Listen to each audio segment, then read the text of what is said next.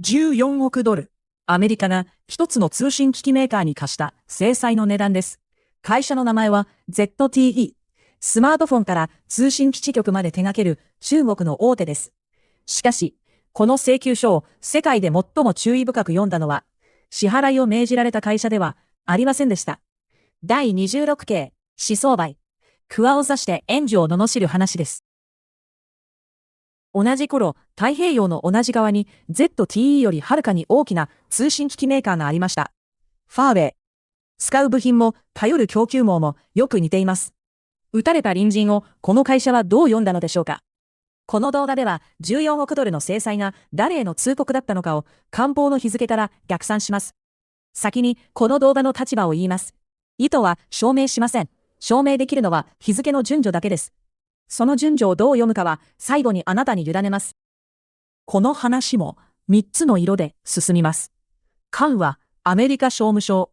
輸出管理という静かで強力な武器を持つ役所です。関税も軍も使いません。使うのはリストです。はいは ZTE。指を刺されたクワ。白はファーウェイ。馬勢を聞かされた援助です。三者をつなぐ公式の記録は対話ではありません。官報に印字された日付だけです。この動画はその日付だけを頼りに進みます。撃つ側の事情から、アメリカの輸出管理は自国の技術が入った部品や設計を誰に売ってよいかを国が決める仕組みです。違反すればリストに載る。載ればアメリカ製の部品は正規の経路では1枚も買えなくなります。現代の通信機器はその部品なしには組み上がりません。リストに載ることは罰金よりも重い罰になり得るのです。聞かされる側の事情。ファーウェイの製品も心臓部はアメリカから来ていました。スマートフォンの半導体。基地局の部品。設計に使うソフトウェア。規模は ZTE より大きく、世界での存在感も比べ物になりません。しかし調達の経路をたどると、X2 社は要所で同じ橋を渡っています。XTE に効いた武器がファーウェイに効かない理由は、その経路のどこにもありませんでした。2018年4月15日、商務省は ZTE を輸出禁止の対象者リストに加えました。アメリカの部品はその日から買えません。携帯電話も基地局もその心臓部の半導体はアメリカ製に頼っていました。組み立てる手はあっても乗せる部品が入ってこない。工場が動いていても補給路は断たれている。クワは指を刺されたのです。そして馬製の本番はまだ始まってもいません。この時、援助に何が見えていたか。それを記した公式の資料はありません。分かっているのは位置関係だけです。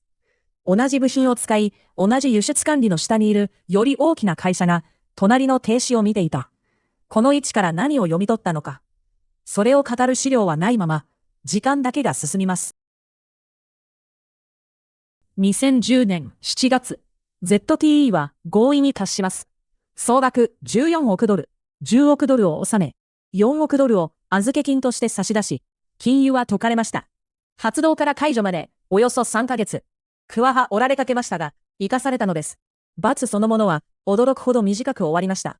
操業は再開へ向かい、ニュースとしては、ここで一件落着に見えました。2019年5月21日、官報に新しい名前が載ります。ファーウェイ。クワへの制裁から、およそ13ヶ月後、馬勢は本人の住所に届きました。理由の欄に書かれていたのは、安全保障です。しかし、この動画が追ってきたのは理由ではなく順序でした。ここまでの流れを一行にします。先に小さい方を打てば大きい方に聞こえる。そう機能し得る形に古い名前があります。思想馬鹿。原義は桑の木を指さしながら本当は援助の木を罵ることです。面と向かって叱れない相手に別の相手を叱ってみせる。それだけで意思は伝わります。この話に当てはめます。指を刺されたクワは ZTE。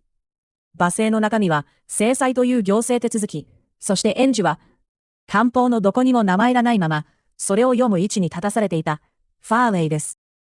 この K の要点は宛先の非対称です。罰はクワに落ち、情報は援助に届く。面と向かった警告なら反論も抗議もできます。しかし商務省の文書のどこにもこれは警告であるとは書かれていません。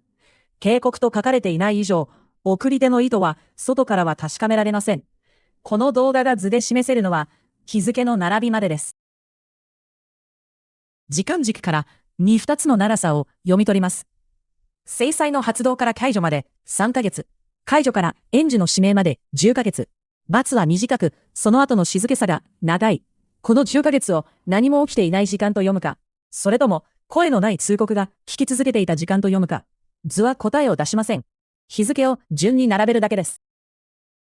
14億ドルの内訳を見ます。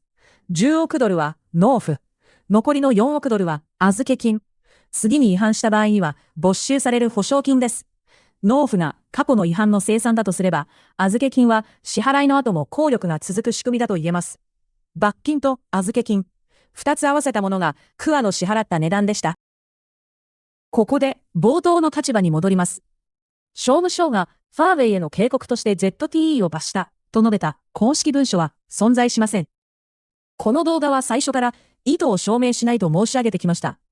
手元に確かにあるのは3つの日付とその順序だけ。それを偶然と読むか、通告と読むか、ここからはあなたの判断です。決着です。2019年5月21日をもって、クアとエンジュは同じリストに並びました。先にクア、後からエンジュ。13ヶ月の時差だけを挟んで、です。意図が何であれ、結果として小さい方への処分は大きい方への指名と同じ武器で同じ順序で並びました。官報は2つの名前を載せて、この章を閉じます。ただし、この刑には代償があります。されたクアは、比喩ではなく実際に折れかけました。補給を断たれた3ヶ月と14億ドル。どんな意図があったとしても、なかったとしても、実損として大きすぎる数字です。そして影響は、狙いの内外を選びません。ZTE に部品を売っていたアメリカ企業もまた、その売り上げを失いました。一撃は、宛先が誰であれ、その周囲のすべてに届いてしまうのです。思想破壊。総括します。将を撃ち、王に聞かせる。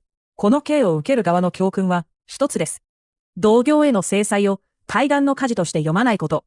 日本企業なら、海外の当局が、同業他社を罰したその日は、自社の輸出管理と取引網を点検すべき日です。撃たれた側は、次にどう動くか。撃たれる前から、倒れかけに見せていた会社があります。勝ち不転。その前に、この刑の掟を、2行だけ置いて終わります。クワを刺すなら、援助に届く声で。届かなければ、ただクワを折っただけ。そして、折られたクワにも、根がある。